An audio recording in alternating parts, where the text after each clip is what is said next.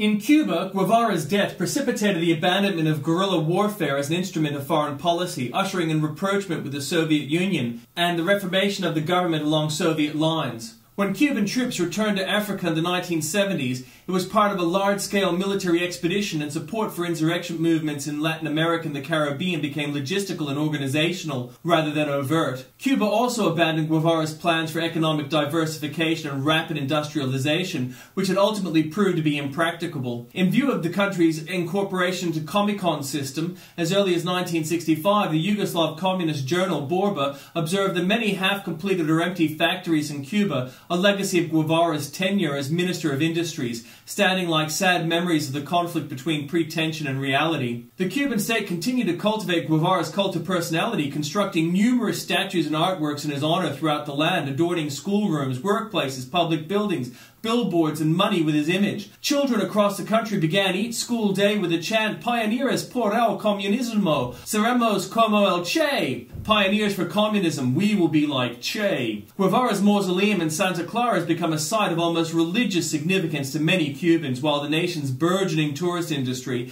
has benefited greatly from the ongoing international interest in Guevara's life. Some 200,000 people visited the mausoleum during 2004, of which almost 130,000 were foreigners. Reverence among Cubans for Guevara's memory is by no means universal. Many Cuban exiles have spoken of Guevara in less than favorable terms, and he is remembered by some as the Butcher of La Cabaña, a reference to Guevara's post-revolutionary role as supreme prosecutor at the Cabaña fortress.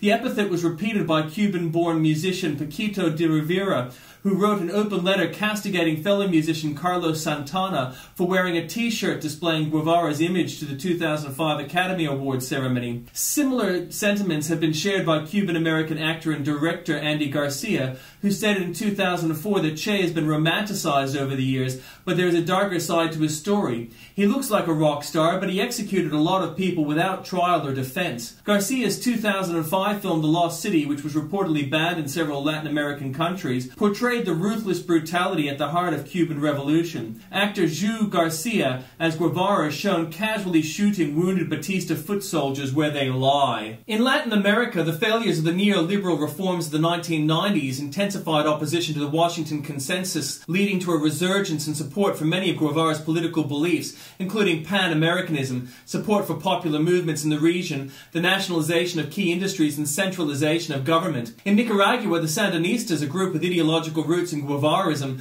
were re-elected to government after 16 years. Supporters wore Guevara t-shirts during the 2006 victory celebrations. Bolivian President Evo Morales has paid many tributes to Guevara and installed a portrait of the Argentinian made from local coca leaves in his presidential suite. In 2006, Venezuelan President Hugo Chavez, who has been known to address audiences in a Che Guevara t-shirt, accompanied Fidel Castro on a tour of Guevara's boyhood home in Cordoba, describing the experience as a real honor. Awaiting crowds of thousands responded with calls of, "We feel it! Guevara is right with us." Guevara's daughter, Alida, also transcribed an extensive interview with Chavez where he outlined his plans for the new Latin America, releasing the interview in book form. Guevara remains a key inspirational figure to the Colombian guerrilla movement, the FARC, and the Mexican Zapatista group. Despite the controversies, Guevara's status as a popular icon has continued throughout the world, leading commentators to speak of a global cult of Che. A photograph of Guevara taken by photographer Alberto Corda has become one of the century's most ubiquitous images,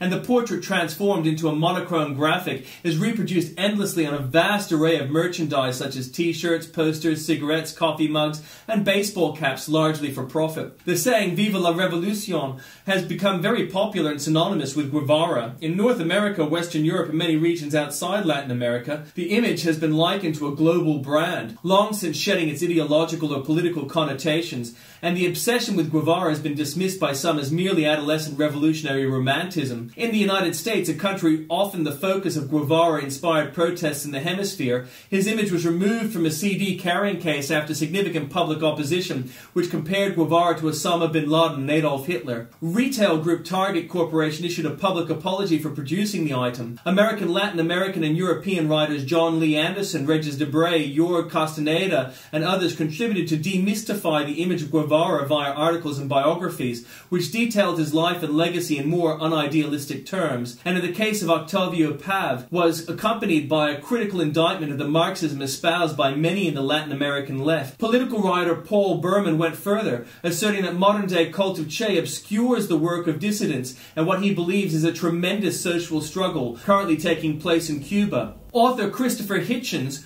who was a socialist and a supporter of the Cuban Revolution in the 1960s, but has since changed his views, summarized Guevara's legacy thus: Che's iconic status was assured because he failed. His story was one of defeat and isolation, and that's why it's so seductive. Had he lived, the myth of Che would have long since died.